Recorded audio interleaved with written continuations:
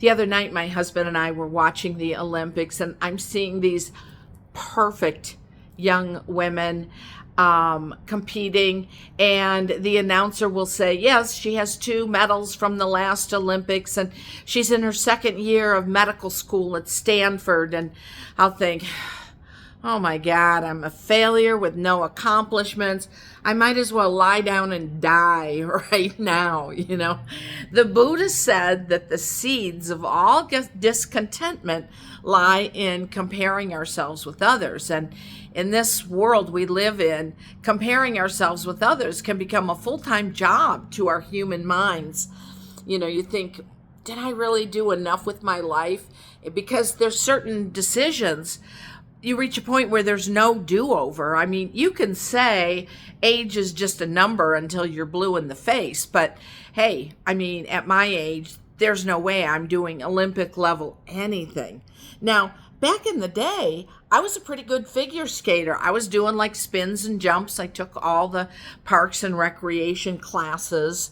But my parents didn't have the money for that elite level of training that's required to be a part of competition. And, when I was about 15, 16, I discovered boys.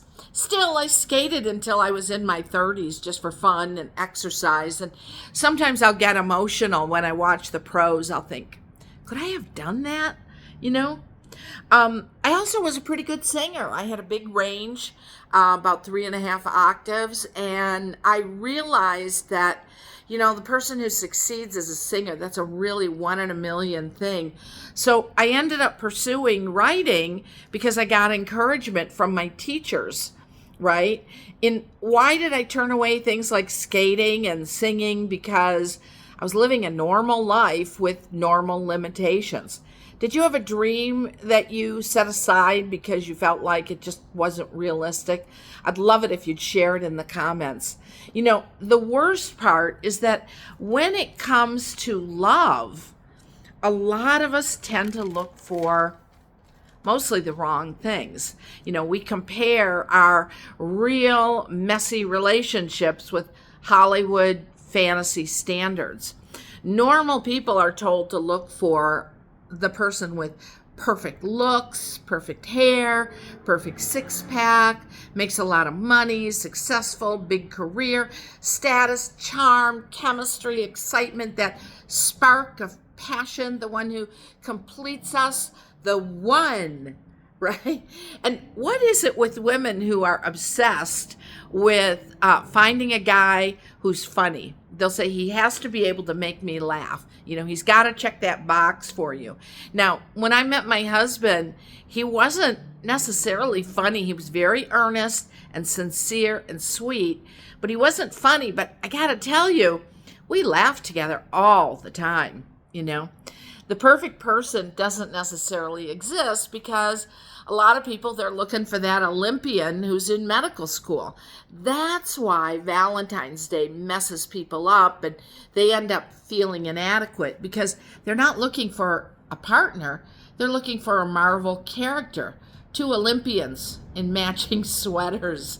They envision that life is going to look like a movie. It's going to function like a therapy session and it's going to feel like poetry, right? Real love happens in real lives with real limitations and real challenges. And nobody teaches us, look for character, look for emotional steadiness, someone who's reliable and honest, someone that we can actually do life with. Real love is 2 normal people who are doing their best. It's not perfect or curated. It's not Olympic level anything. Don't compare your normal life with somebody's extreme one. That doesn't mean give up standards, but have the standards that are right for you, the one that you can build your life with. Because the one might not be a stand-up comedian on your first date, but the one is somebody who will cherish you forever.